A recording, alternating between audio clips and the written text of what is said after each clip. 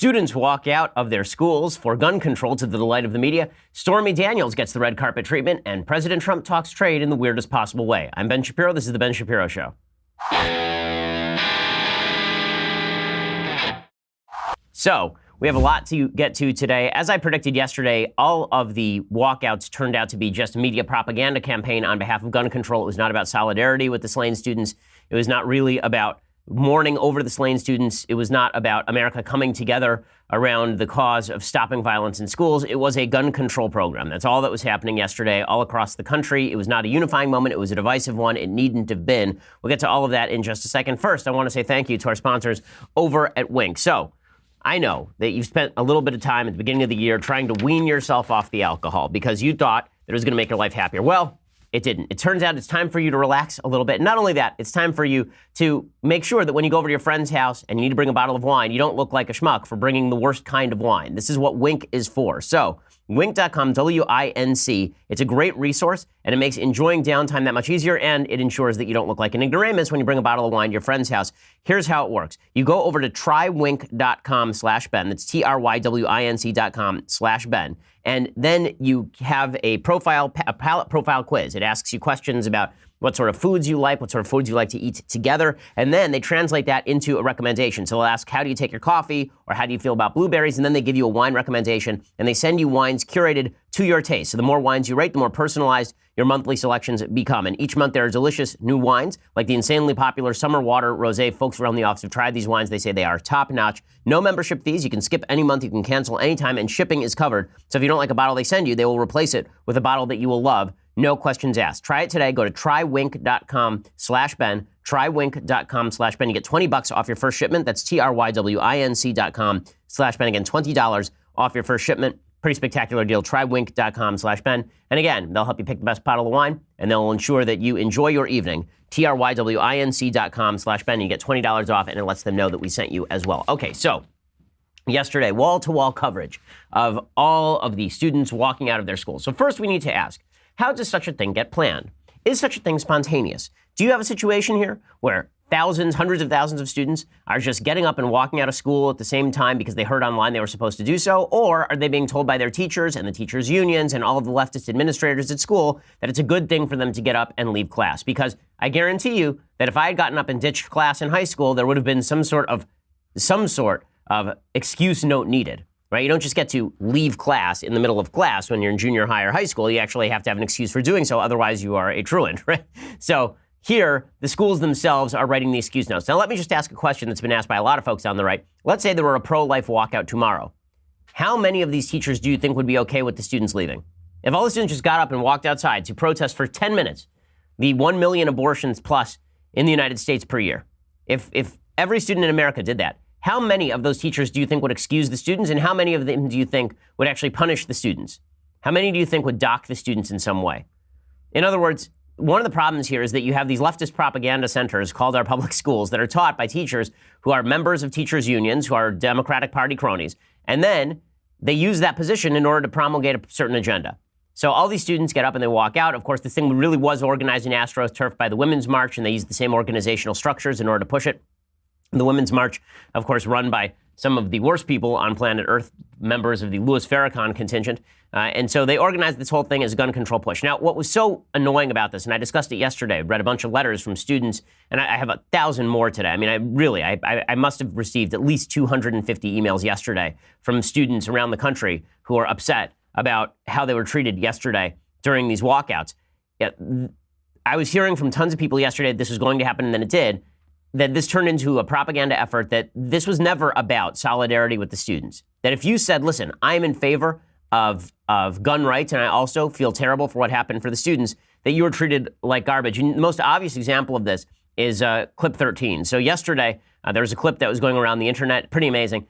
One of the students walked out of class and did what I suggested, right? Brought a sign that was a pro-Second Amendment sign that also expressed sympathy for the children who were killed.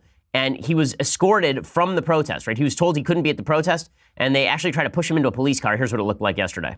We don't. Yeah, we do. The Supreme Court. 505 says you cannot. Why? Put anything on unless you get 24 hours.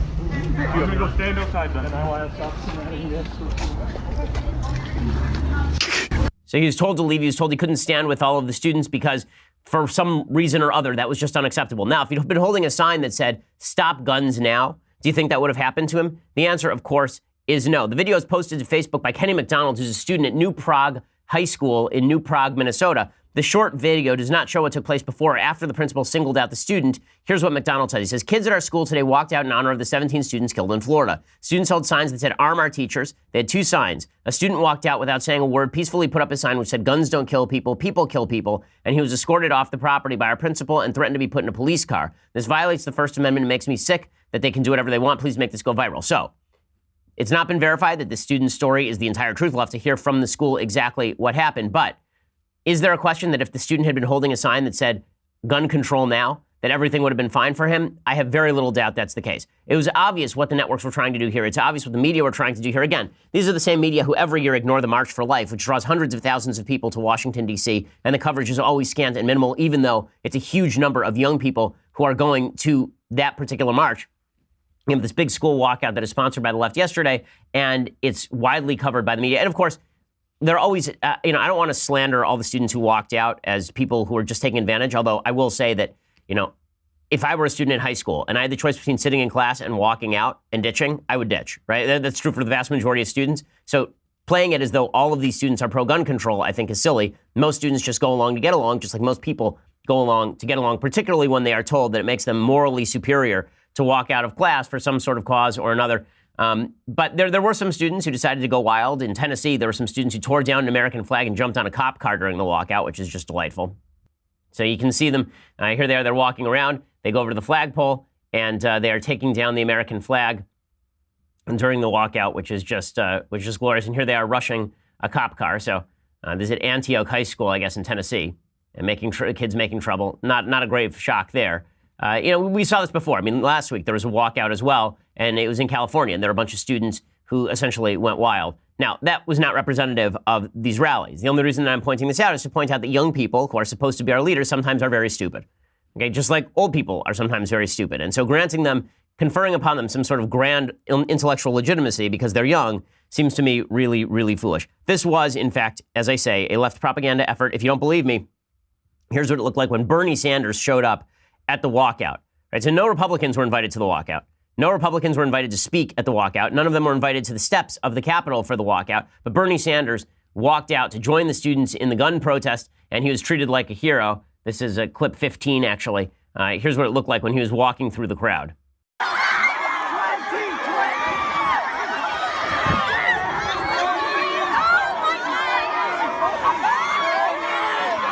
Right, all the kids are going nuts. Oh my God, it's Bernie Sanders, yeah, but this isn't a political rally.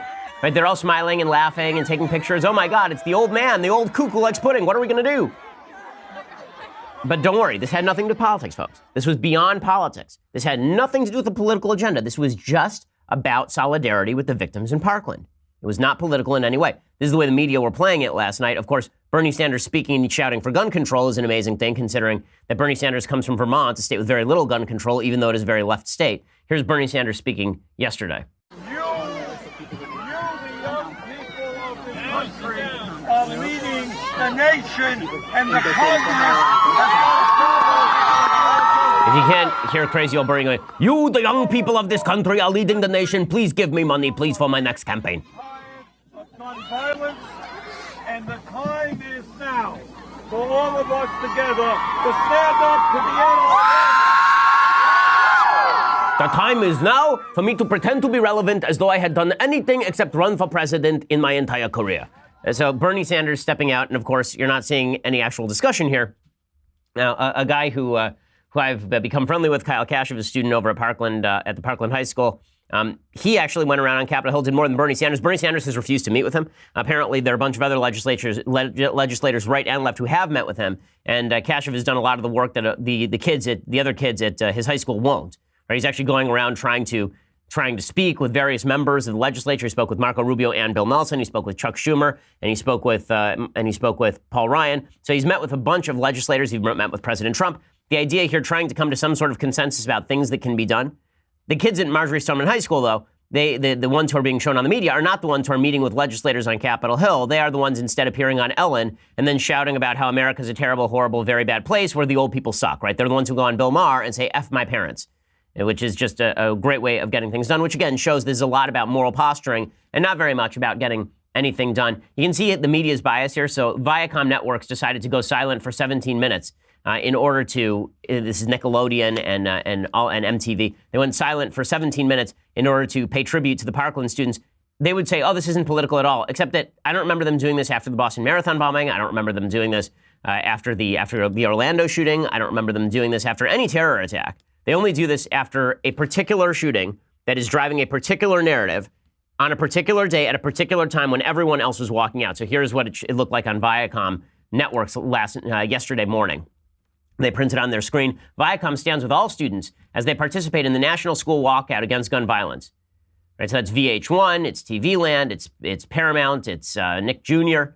Right, so if you just want to put your kid down for a second and have them watch Nick Jr., you couldn't do that because Viacom was busy protesting with all the kids. Listen, they're a corporation, but this corporate virtue signaling is really amazing. And it's obvious that all the people in Hollywood who proclaim they have no political agenda have a pretty obvious political agenda. They would not do this. If there were a school walkout against the violence of the murder of the unborn, and there are many, many, many more children who are killed in the womb every year than are killed in schools every year, no question Viacom does nothing. And not only does nothing, probably puts on Linda Ellerby to talk about why it is that abortion should be legal. And so there is a political agenda on the part of the media. And this is the part that really is galling. It's the part that kind of makes you sick to your stomach a little bit, is the lie that this is apolitical. I'm fine with you politicking. You want to politic? Go ahead. You want to be pro-gun control? Fine with me. But don't pretend that it's news coverage. When CNN puts on a town hall that is essentially a show trial on behalf of gun control, don't pretend that that's neutral arbiter, that's you being a neutral arbiter of the facts. It is not. And if you're the media and you proclaim all you care about is ratings on the one hand and just pleasing people on the other, entertaining people on the other, then don't claim that this is apolitical, because this is not apolitical. It obviously is incredibly political. We're going to get to some of the stuff the students had to say yesterday, again, proving that 17-year-olds don't know everything, despite their own maybe beliefs to the contrary. We'll get to all of that in just a second. First, I want to say thank you to our sponsors over at Texture. So if you are interested in making sure that the information stream into your brain never stops, this is what the Texture app is for. So I use it in my house to get all of the leading titles like Time, The Atlantic, The New Yorker, Vanity Fair, and Wired. Right now, you can try Texture for free. The Texture app delivers unlimited access to over 200 premium magazines. Again, it is just fantastic. So here's the way that it works. You go over to texture.com/Ben, and you get a free trial. That's just for my listeners. You get a free trial at texture.com/Ben. If you choose to continue, then my listeners get a price of $9.99 a month, which is 30% off the listed price over at texture.com. So you get your favorite magazines, their back issues, anytime, anywhere. This means you can browse the archives. It means that you'll never run out of reading material. You're stuck at the airport, doesn't matter. You can still have stuff to read. You can still be getting informed. Texture.com/Ben. And the list of magazines is just, it's a fantastic list. I mean, it's everything from National Geographic to Food Network magazine to Newsweek to Vanity Fair to Men's Fitness and Entertainment Weekly. I mean, the variety of magazines here is extraordinarily high. And magazine journalism lately has been really good. Like The Atlantic has done a lot of really good long-form journalism. The New Yorker, of course, broke the Weinstein story. There's so much good journalism happening in the magazine sphere, but you're not looking at it, you're not seeing it unless you go to Texture. So go to texture.com/Ben. It could cost you like $9.99 a month just to subscribe to like 2 of these magazines at a time. Now you get 200 of them for the same price. Texture.com/Ben. Get your free trial today. And if you choose to continue, it's just $9.99 a month after that. So use that /Ben to make sure you get the special deal and let them know that we sent you texture.com/Ben. Okay, so here are some of the things that the students had to say at this rally. Again, the rally was happening all over the country, so there was a set of disparate rallies happening everywhere. Here is USA Today covering this as though it is one of the great moments in human history, when in reality it's just an astroturf leftist thing. Again, when teachers are telling students to walk out, this is teachers using students to push their political agenda. End of story. This is not a bunch of students who are voluntarily deciding that they want to get together and walk out. It's not grassroots. This is being done from top down. When teachers tell students that it's time to walk out, when teachers inform students it's time to walk out, and students walk out, that's really on the teachers, not on the students. I'm not blaming the students, but I'm also not going to pretend that this was led by students. It wasn't. It was led by a bunch of adults who decided they were going to work with a couple of students and use those students as a prop in order to push a particular agenda. Again, not ripping on the students. Students can have their own beliefs. That's fine. I like that kids are politically active. A lot of people who listen to my program are people who are under the age of 18. That's wonderful. Be politically active. Enjoy. But we're going to analyze your arguments with the same seriousness we would analyze anyone else's arguments. And we also cannot pretend that this entire thing was just some spontaneous uprising of the people and that everybody just decided all of a sudden that, like, they're trying to portray this as like it's the Arab Spring. Like there's this horrible superstructure run by the NRA and Dana Lash, and now all those people have to be brought low. That's not what's happening here.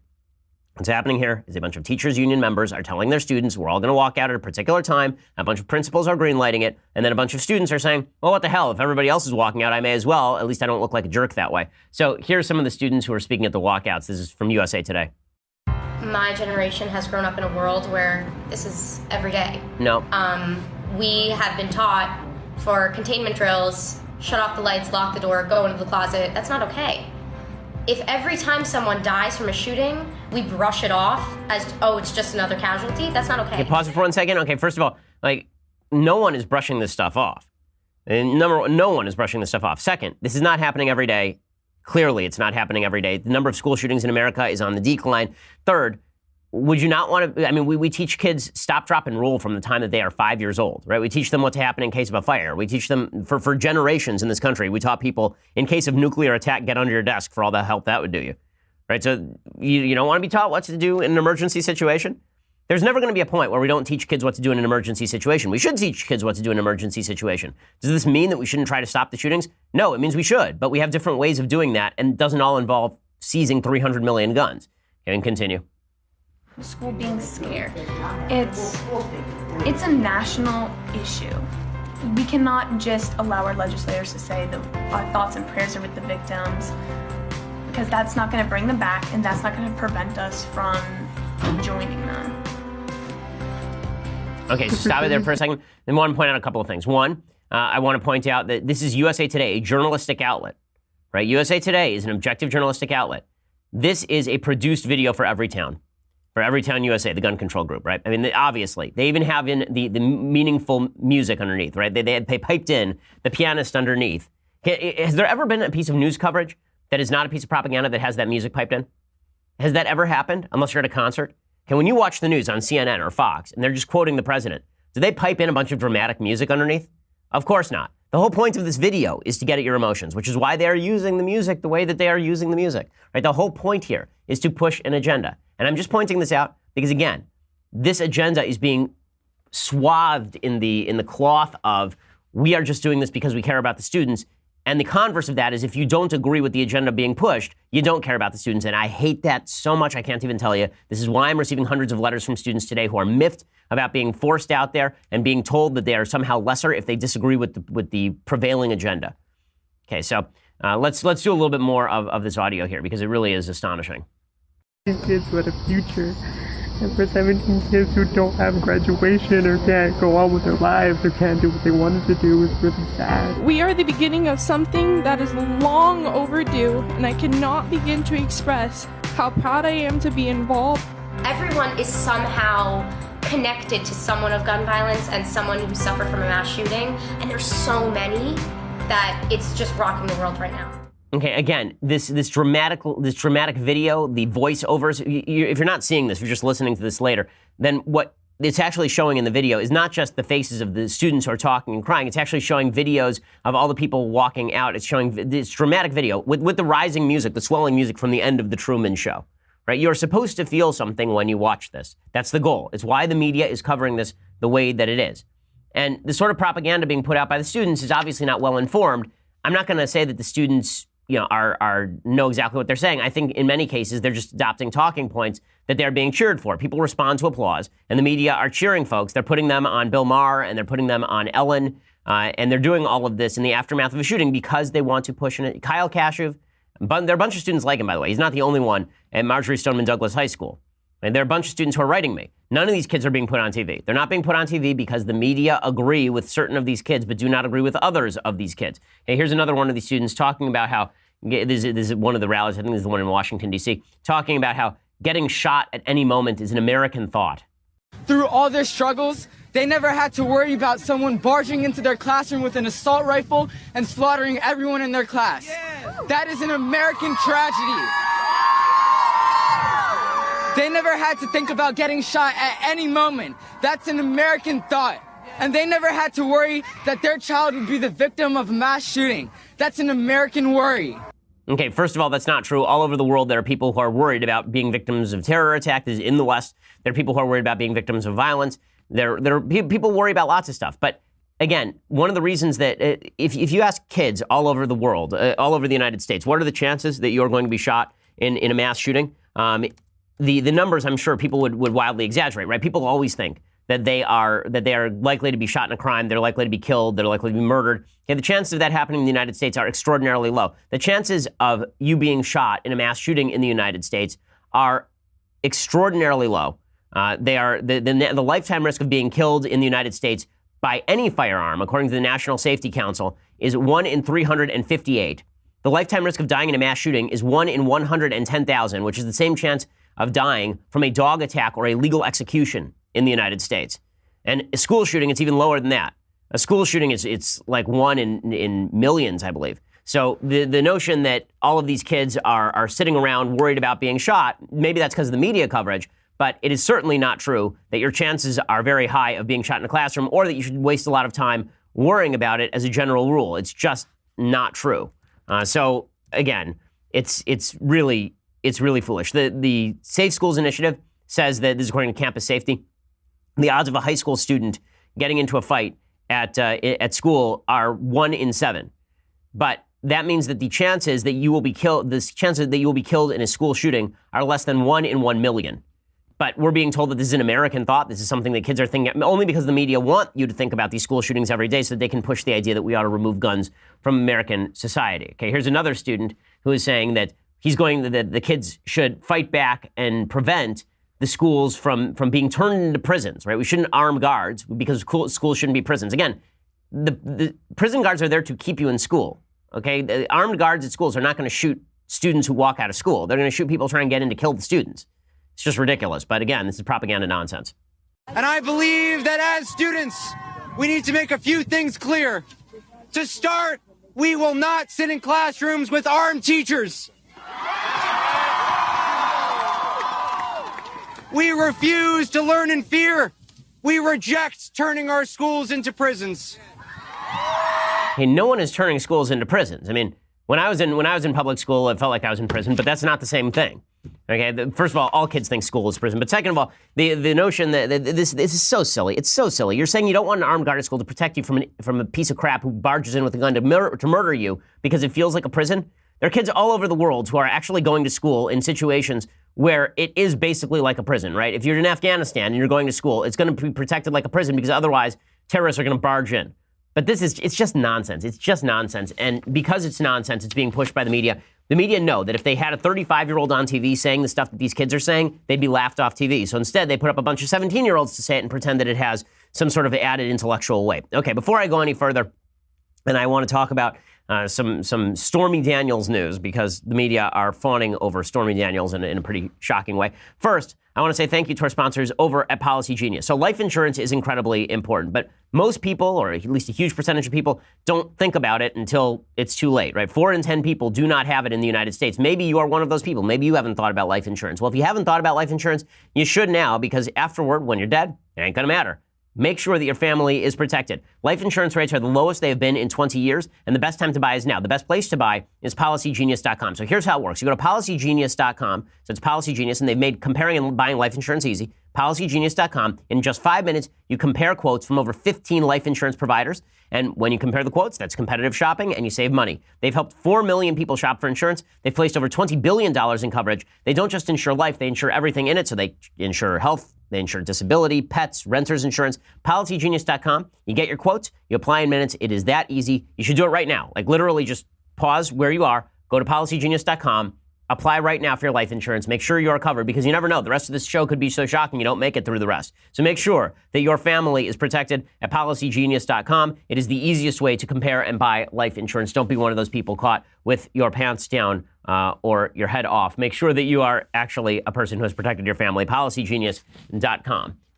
It's not pleasant to think about life insurance, but once you do, you've made your family safe. So check that out. All right. So meanwhile, a lot of hubbub breaking out about Stormy Daniels. So Stormy Daniels' lawyer is out there speaking to the press. Stormy Daniels is supposed to do a 60 Minutes exclusive So I guess the Stormy Daniels' lawyer, I guess, is doing an exclusive on 60 Minutes on Sunday. So the lawyer's name is Michael Avenatti.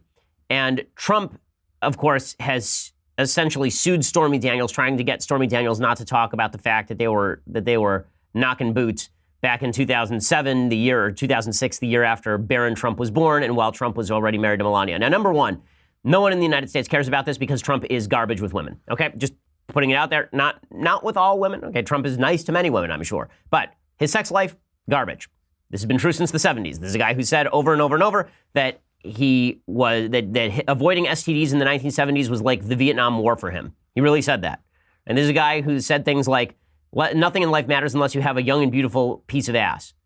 Right? So this is not somebody who is somebody you want babysitting your 17-year-old daughter. Right? Okay, but President Trump has a long and nefarious connection with various women of the tawdry women of the evening. And, you know, he's been married 3 times. He's cheated on all 3 of his wives. He cheated on wife number 1 with wife number 2, cheated on wife number 2 with wife number 3, and cheated on wife number 3 with Stormy Daniels, among others. So this is not a guy who any of this stuff is going to cling to. And nobody cares because we all know who he is. There's no new information added to the system. But the new information the media are trying to add to the system is that Trump paid off Stormy Daniels to shut up right before the election. Now, Trump has said, I didn't know anything about it. It was just my lawyer. My lawyer gave $130,000 to Stormy Daniels out of the goodness of his heart, which is one hell of a lawyer. Like, let me find that lawyer. The lawyer who just gives away money. Sounds like an awesome lawyer to me. Obviously, Trump knew about it. Let's not pretend. Anyone who says differently is saying silly talk.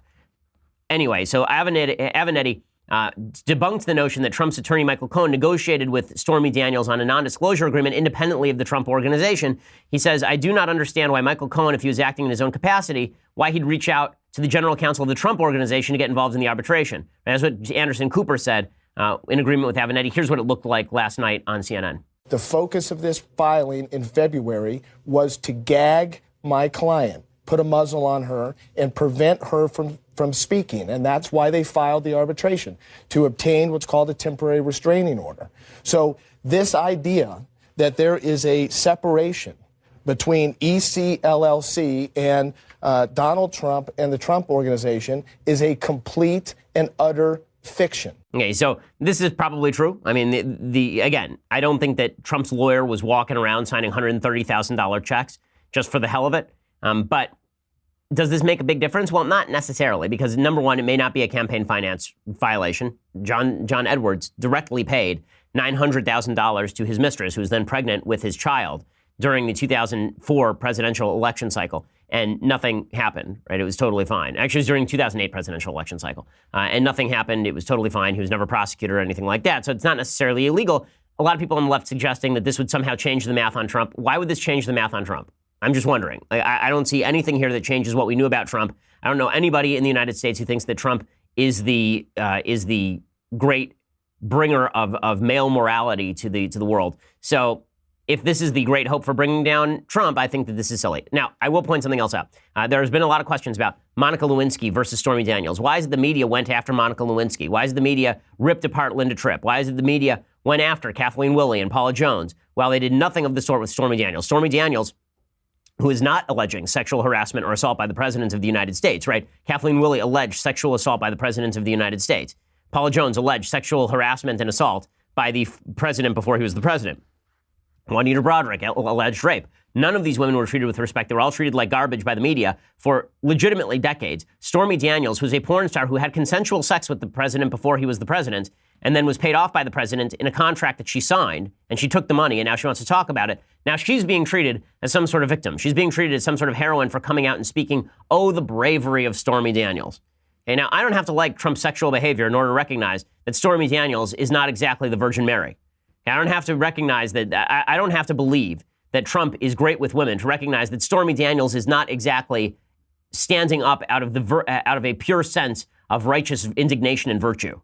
That's not what's happening here. But the media are treating her that way. Why are the media treating her that way? So it's really funny. If you look at lefty commentaries, what they're saying is, well, they're treating her this way because it's different. We're now living in the Me Too moment, don't you see? It's that's changed, right? If this had happened with a Democratic president and a porn star, we'd be treating this differently. Wrong. Okay, all that's changed is that there's a Republican in office, and the Republican in office should be slapped around as much as possible. If this were a Democrat in office, and if this were Barack Obama and he had sex with a porn star and paid her off to keep silent, people would have said, this is a sexual matter, Everybody lies about sex. We'd get exactly the same.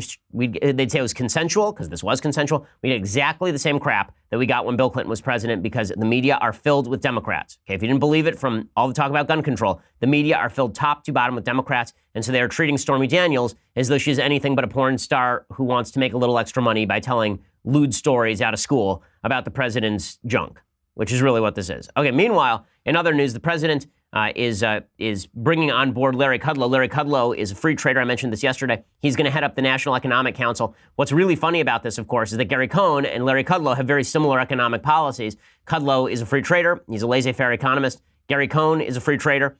He may be more interventionist in some ways than Larry Kudlow is actually. And so Kudlow is being brought on board to fill a slot that probably never should have been emptied in the first place. Here is Kudlow describing how Trump buttered him up. I've been around a while. My head has not turned easily. I've served in the White House, et cetera, et cetera.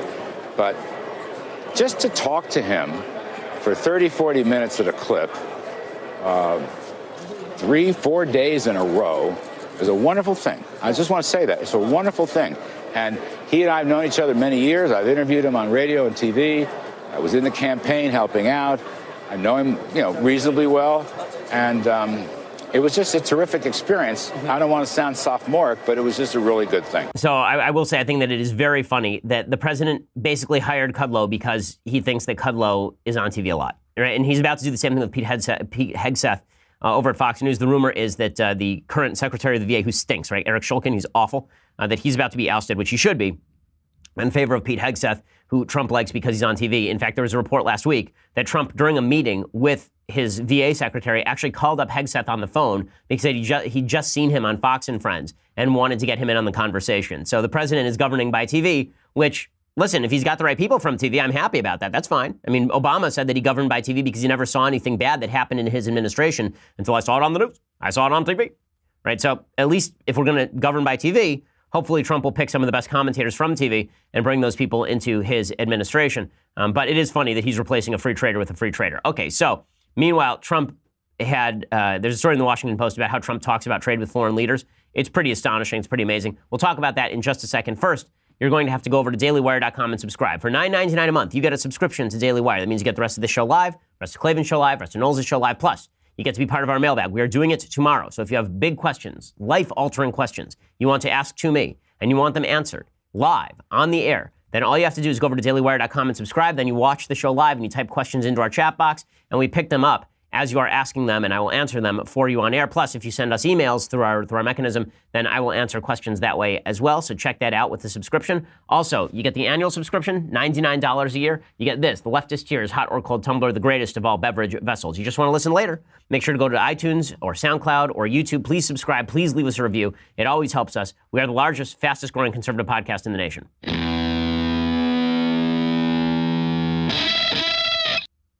Alrighty, so President Trump, apparently, it's going to be good to have him talk to Larry Kudlow. Because when the president is talking not to Larry Kudlow, he says silly things. This is an amazing story from the Washington Post.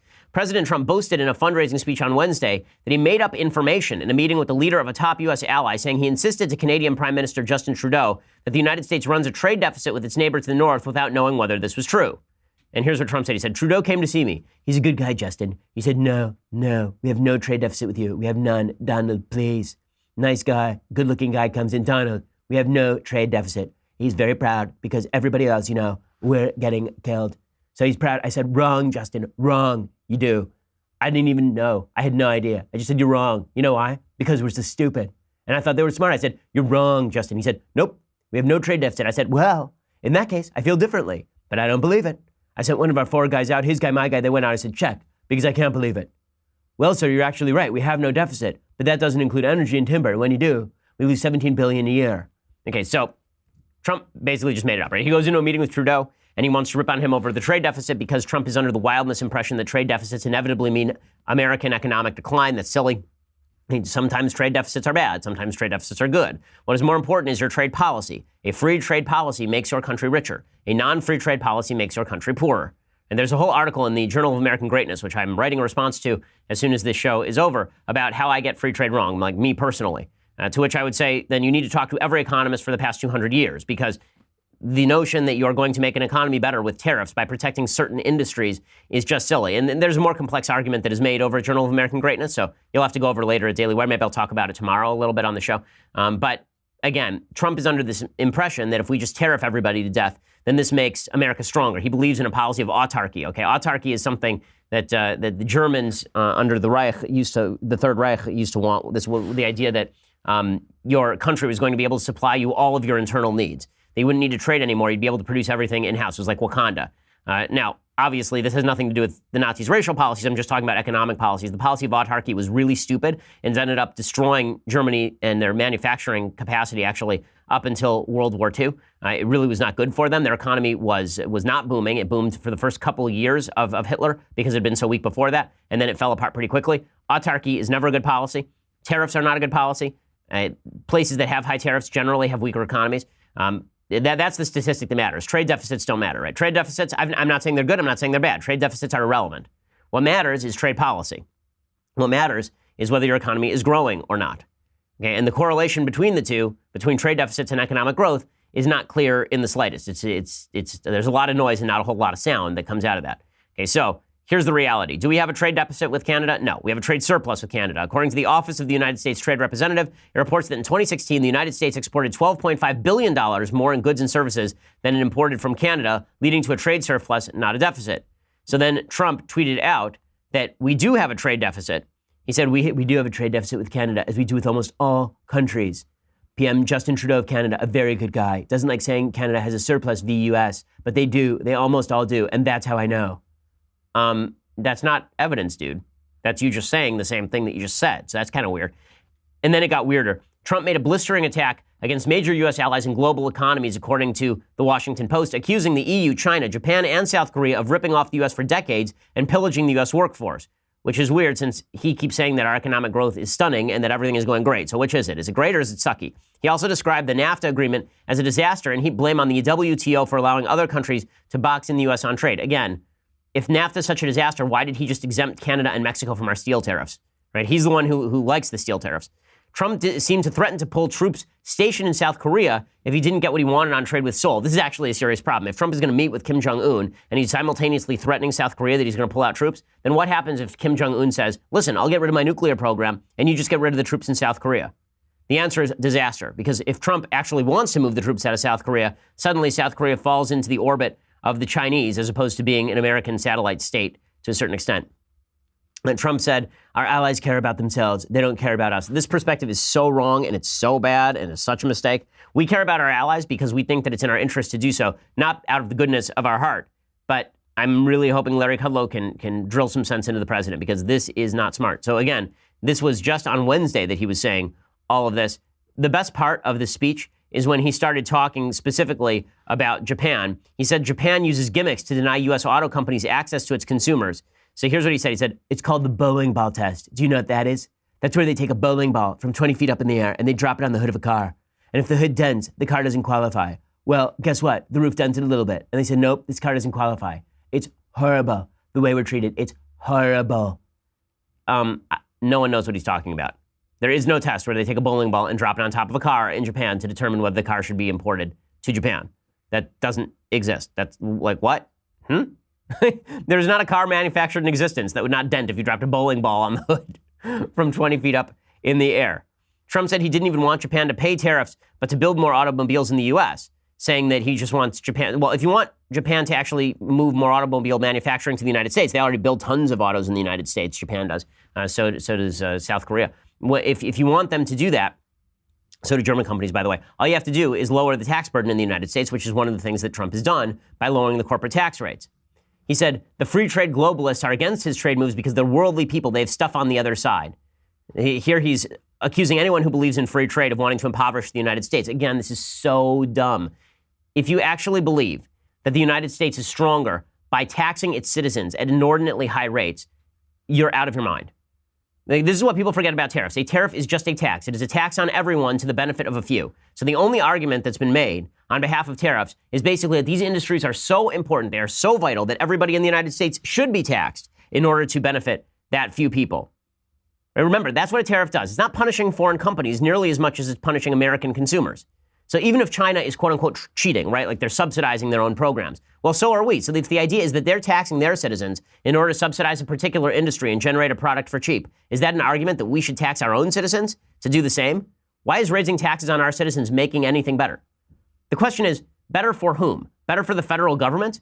Because now they get to pick and choose which industries they like? Or better for the consumer? The answer certainly is not better for the consumer. It's not even better for job creation inside the United States. So again, Larry Kudlow, Godspeed, my friend.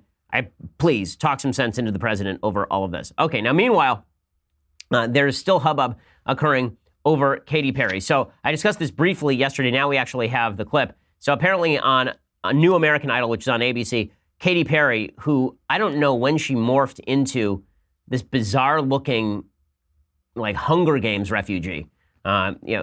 She used to be a pretty girl. I mean, with the long hair. This haircut is not flattering to Katy Perry, and I don't know who did her makeup. It looks as though she walked into a door covered with makeup, basically. But enough ripping on Katy Perry's appearance. She's a naturally beautiful person, obviously. But Katy Perry was on American Idol. She's one of the judges, and this 19-year-old guy on American Idol comes in to audition, and here's what happens. Come here, baby. Come here. Wait, hold on. Come here. Come on. Come here right now. You can't. Come here right now. Come here. Stop. What, on the cheek? Mm-hmm. You didn't even make the smush sound. Right. Okay. Let me start over. Okay. It went down! Did you get it? I got it. Come on. Okay, so it turns out that this guy actually was not particularly happy about the situation. He said that he was trying to save his first kiss with somebody he actually gave a crap about, which seems like a nice thing to me, right? I had the same policy myself.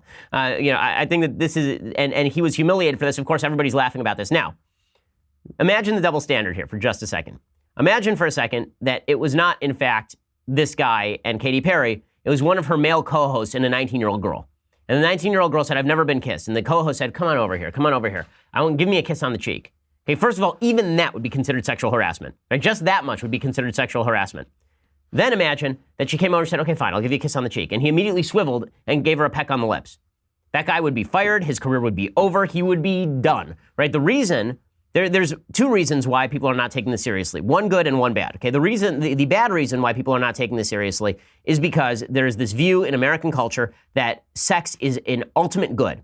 Not that it's good within certain confines, but that sex and sexual activity and the kissing and all this stuff, that it's good under any circumstances, right? The Pleasantville view of sex. If you've ever seen the movie Pleasantville, which is an awful film, the first 30 minutes of the film is really good, and then the rest of the movie is garbage. So the basic concept of the film is that there's a bunch of people who are living in modern times, and Tobey Maguire loves watching this show called Pleasantville from the 1950s, where everything is really clean cut and really everybody's very nice to each other. And then he somehow gets sucked back into that with his sister. And his sister is basically, in the movie, promiscuous and sexually active. And she goes back there and she brings color to the lives of all the people of Pleasantville with her sexual liberation. Because obviously modern morality is better than 1950s morality, despite the rates of STDs and single motherhood. Everything is better now than it was then. So the way that you liberate people is through sex, not through commitment, not through obligation. The way that you make people free is through random sexual activity. So this guy should just be happy because, after all, Katy Perry just kissed him, and Katy Perry's famous, and Katy Perry is beautiful. So therefore, he should be a happy camper. His consent doesn't matter at all because any sort of sexual activity is fine. But that obviously is not the whole story. There's also the part of the story that he's a male and she's a female. So when a woman is sexually forward, this is considered also an ultimate good. When a man is sexually forward, this is considered usually an ultimate bad, right? If a man had done this to a girl, then I think everybody would rightly say, that's bad. The reason they would say that's bad is because the male aggressive sexual instinct is considered rapey.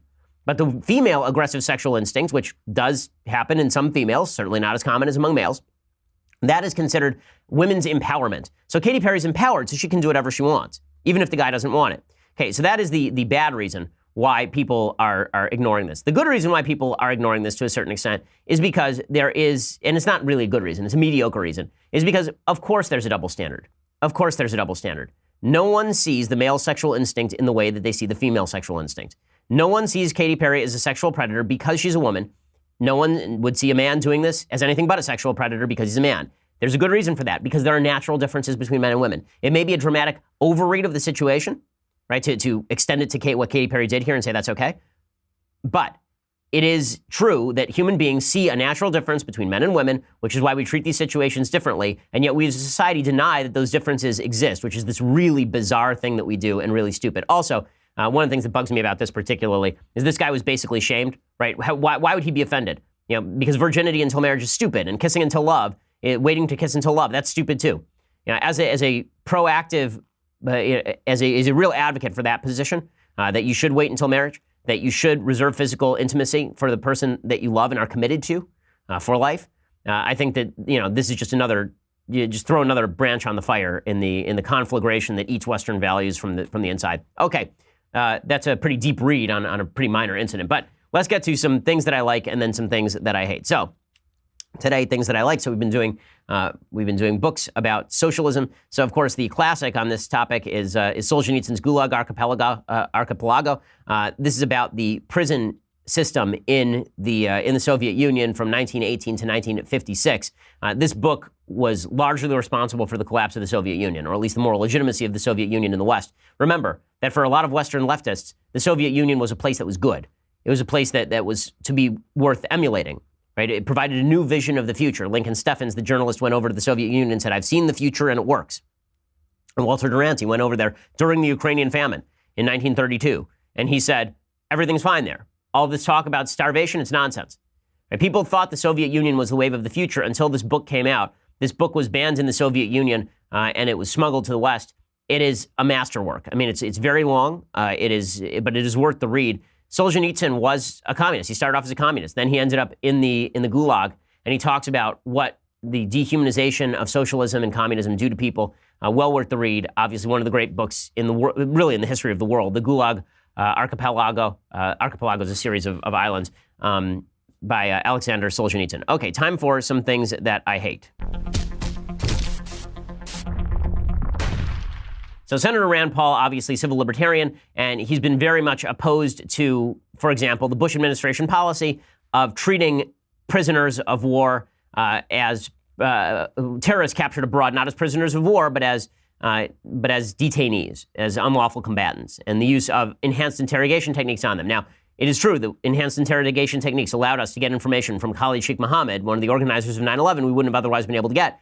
But Rand Paul has been adamantly and steadfastly opposed to that. That's fine. What's not fine is him slandering Gina Haspel. So Gina Haspel is Trump's pick to lead the CIA, and she oversaw a secret prison in Thailand, which was used for rendition, and she's been bashed for that because the idea here is that we should never have used rendition. The rendition program is that terrorists would be captured abroad. Instead of bringing them back home, we would hand them over to a U.S. ally, and those people would be able to use methods that we would not approve here in the United States, according to the New York Times. She ran a prison codenamed Cat's Eye, and that began her deep involvement in the agency's counterterrorism operation, showed her willingness to take part in the agency's rendition, detention, and interrogation program, which shaped her career. This is when she was younger and she was rising in the organization. She's the first woman who would become the head of the CIA if she were appointed. There's no evidence that she enjoys torture, but Rand Paul decides that this is where he's going to go. Well, there was a book written about the torture treatment, the waterboarding, and some of her comments were basically gleeful. The man can't breathe and he's choking on saliva and water, and she's saying, "Oh, you're a good actor," and it's I can't believe a grown man's crying because of this treatment. And it almost seemed to be a bit of glee in her voice that she actually enjoyed the torture. And I think that's not who we need to lead the CIA. There are many career officials at the CIA who would be perfectly competent to do this, but we should not reward somebody who actually participated in torture treatment. Okay, there's a particular problem with this, is that he's completely misquoting the book. Okay, the book does not even mention Haspel. So here's a U.S. intelligence official, quote, "Senator Paul's claims today about Gina Haspel are not only inaccurate, but contradicted by the very source materials he relied on." The senator quotes liberally from page 263 of James Mitchell's book, Enhanced Interrogation, in describing the interrogation of Abu Zubaydah, by the way, Abu Zubaydah, one of the worst terrorists in modern history, in claiming that Ms. Haspel was the CIA chief of base who was present and expressing joy at this interrogation. A reading of the same page demonstrates the chief of base present and quoted during this event was a man, not Gina Haspel. This is one of many false claims about Ms. Haspel being peddled by the uninformed, right? And the author was on Fox Business saying, this is just not true. He said he's referring to a section from my book where the chief of base was confronting because he was faking confusion. That chief of base was not Gina. That's the way they're going to attack her and take things out of context and distort them. I don't think he's deliberately distorting them. I do think someone told him something that's not true. I did not refer to her. That does not refer to her. So clearly, Rand Paul owes Gina Haspel an apology on that score. even if you don't like Gina Haspel's background. Ron Wyden, who is a complete nut job from, I think he's from Washington, he's from Oregon, I think, the Democrat from Oregon. He says that Republicans hid Haspel's background when they decided to nominate her. The Trump administration is engaged in an out-and-out cover-up to keep the American people from knowing about her professional background. As you know, there have been many public stories linking her to torture. I'm a John McCain guy on these issues. John McCain says it's not right morally, and he points out it's not effective. And the reality is the CIA has actually lied to the American people and to the Congress. They have claimed that torture stopped terrorist plots. There's no evidence of that. So I and Senator Martin Heinrich have led the effort to get this nominee's background declassified. I can tell you there is... Okay, nobody's trying to hide anything. People know that Gina Haspel was involved in the water board program and in the rendition program. The question is, was it legal at the time? Number one. Number two, was it immoral? I think it's still questionable as to whether it was immoral. I think that waterboarding terrorists for information that could prevent future terrorist attacks, I am not going to pretend that I think that that's a terrible thing. I don't think that's a terrible thing at all. Okay, so we will be here tomorrow. We'll be back to discuss all the news plus the mailbag. So if you're going to subscribe, today's a good day to do it because that makes sure that you can get your questions in. You can email us and you can also come watch the show live and ask me questions live, get your answers live on air. So check that out, please. $9.99 a month. Again, $99 a year, and that always helps us. That makes sure that we can pay our bills. We appreciate it. You're listening to The Ben Shapiro Show. The Ben Shapiro Show is produced by Mathis Glover, executive producer Jeremy Boring, senior producer Jonathan Hay. Our technical producer is Austin Stevens, edited by Alex Zingaro. Audio is mixed by Mike Coromina. Hair and makeup is by Jesua Alvera. The Ben Shapiro Show is a Daily Wire Forward Publishing production. Copyright Forward Publishing 2018.